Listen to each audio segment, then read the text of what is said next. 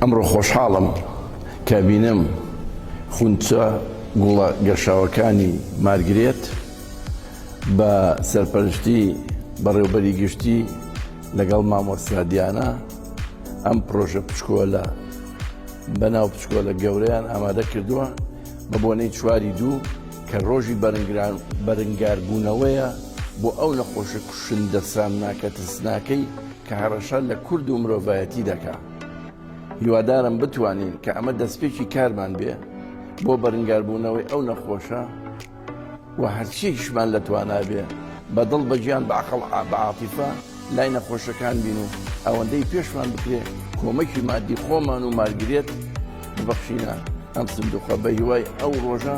سوپاس و دەستخۆشیش لە مامۆستا دیانە و جەنابی بەڕێوەبەر و ستافی ئازیزەکان و هەموو ستافی مارگرێت دەکەم کە بەم پرۆژەیە هەستاون جاری پێش دەستخۆشیتان لێکەن هەر بژین هەر ببێنن. سوپاستان دەکەم.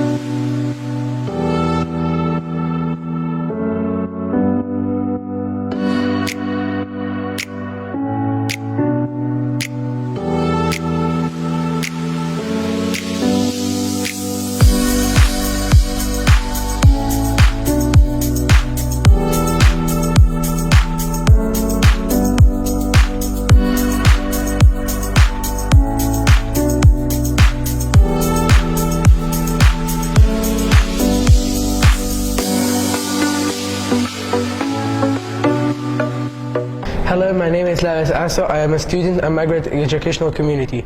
Here, with the support of Magret, we were able to raise funds for those that have cancer, for it able to get them treatments.